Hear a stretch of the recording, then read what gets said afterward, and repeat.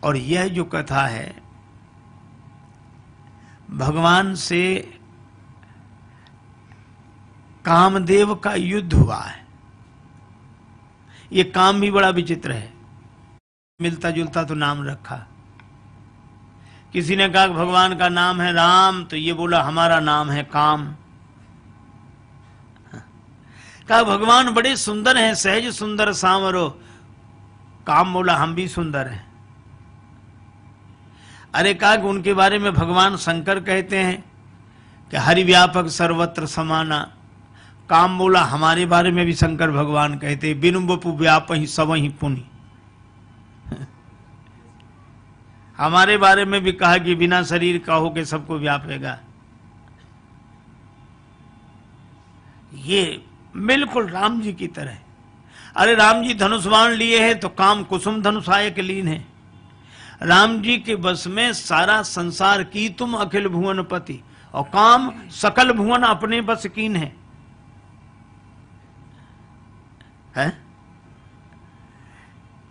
और इसीलिए पुष्प वाटिका में भी काम आया।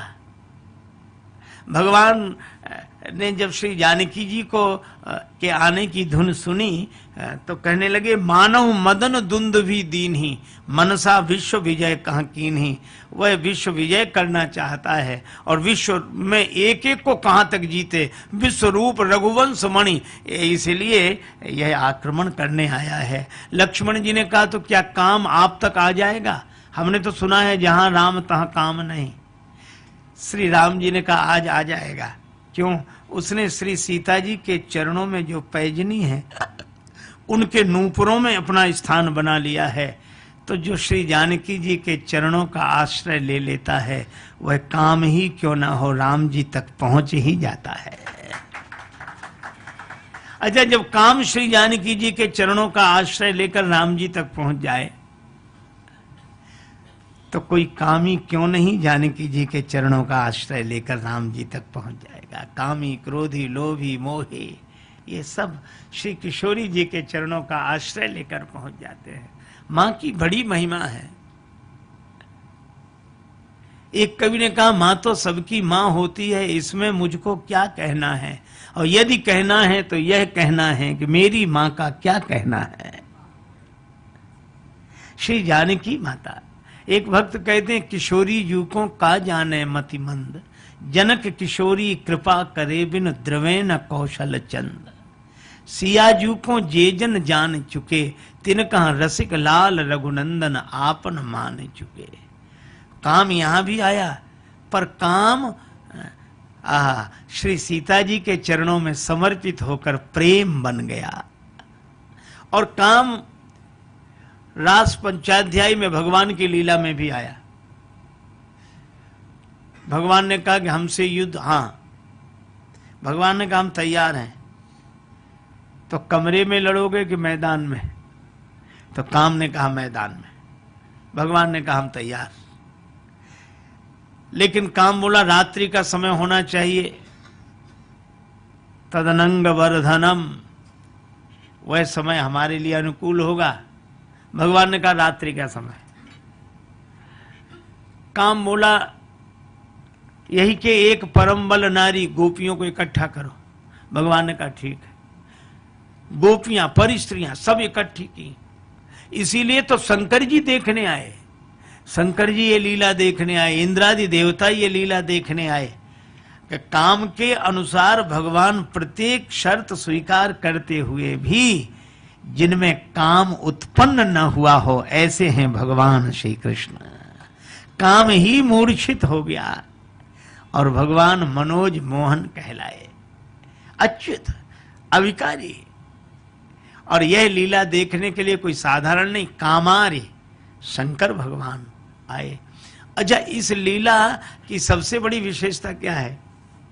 माला विभूषण वस्त्र आदि के गिर गए कब अंग से, भूली सभी सुध गोपियां प्रिय अंग के शुभ संग से। श्री कृष्ण के चिंतन में रत श्री कृष्ण में ही खो गईं, श्री कृष्ण की वे बल्लभा श्री कृष्णमय ही हो गईं। अच्छा, अब आप विचार करो, रास पंचाध्यायी की फलश्रुति है श्रीमद् भागवत में कि इसका जो पारायण करेगा, पाठ करेगा, उसका मन विकारों से मुक्त हो जाएगा। और उसमें जिन प्रसंगों का वर्णन है उससे मन मुक्त कैसे हो? अरे भाई, इसका अर्थ समझना होगा। इसीलिए हम कहते हैं, हमारे आदरणीय श्री दीनानाथ चतुर्वेदी जी ने उस दिन याद दिलाया था कि रामचरितमानस हंस संहिता है और श्रीमद् भागवत परमहंस संहिता है। यहाँ भेद नहीं है। परमहंस कैसे? चलो मैं एक उदाहरण आपको दूं। आप बाहर से निकले चले जा रहे थे, एक कमरा था, कमरे के किवाड़ लगे थे, भीतर से आवाज आई, आप खड़े होकर सुनने लगे। कोई पुरुष धीरे धीरे बोल रहा था और महिला उसका जवाब दे रही थी, और दोनों ऐसी बातें कर रहे थे कि जो बड़ी आपत्तिजनक लग रही थी। तो दो ही स्थितियां होंगी, या तो आप रसानुभूति लेकर श्रवण करेंगे, या आपको क्रोध आएगा कि कौन है ये भीतर। और मान लो किसी को क्रोध आया कि गलत हो रहा है, खोलो दरवाजा, कौन है? अंदर से कोई कहे खुला ही हुआ है, चले आओ। बंद ही नहीं था वो भीतर से, दरवाजा खोला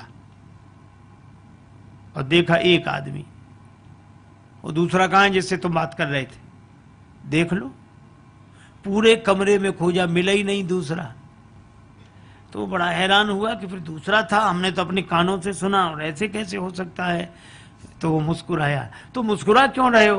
क्योंकि वो व्यक्ति ऐसा कलाकार था कि स्वयं ही पुरुष बनकर बोलता था, स्वयं ही महिला बनकर बोलता था। कभी महिला बनकर बोले, कभी पुरुष बनकर बोले, और जैसे ही आपको यह पता लगेगा तो आप हंस पड़ेंगे कि और हाथ जोड़ेंगे कि भैया गजब है तुम्हारी कला, तुम ही महिला बनते हो, तुम ही पुरुष बनते हो, और जबकि दो होते ही नहीं हैं। और बस यही रासलीला की बात है कि भगवान श्री गोपी और श्री कृष्ण दो दिखाई दे रहे हैं, पर ये दो हैं ही नहीं। श्री कृष्ण ही गोपी, गोपी ही कृष्ण, और जहां द्वैत है ही नहीं वहां विकार कैसा, और जहां विकार नहीं तो रास पंचाध्यायी श्रवण करके मन विकार मुक्त हो जाता है। सर्वत्र भगवान, भगवान ही भगवान। और मैं भी आपसे कहूं कि भगवान ही भगवान रह जाएं तो काम तो मूर्छित हो ही जाएगा, क्योंकि द्वितीया द्वयम भयम भवति, दो में ही विकार की संभावना रहती है। एक वकील साहब का बेटा कहता था, पिताजी अकेले में हमें बड़ा डर लगता है, बहुत डर लगता है। तो वकील साहब तार्किक, अकेले में किसका डर लगता है?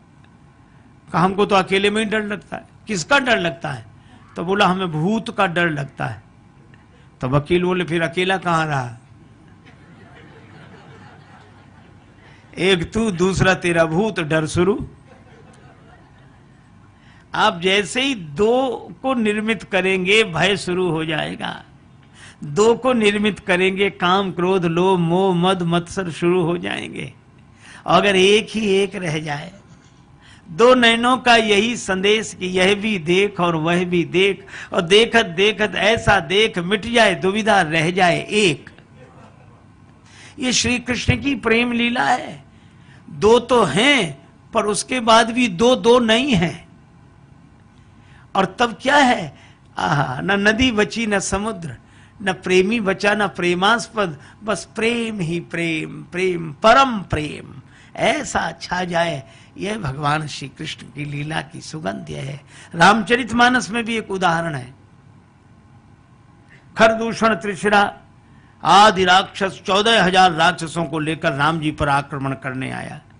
राम जी ने लक्ष्मण जी से कहा, लक्ष्मण श्री जानकी जी को गिरी कंदरा में ले जाओ। क्यों? शत्रु मुझ पर आक्रमण करने आ रहे हैं। अच्छा एक बात बताओ, शत्रु आक्रमण करने आए तो अकेले रह जाओ? लक्ष्मण जी ने कहा कि मैं सहयोगी हूं, श्री सीता जी आपकी शक्ति हैं, और आप इन दोनों को अलग कर रहे हैं।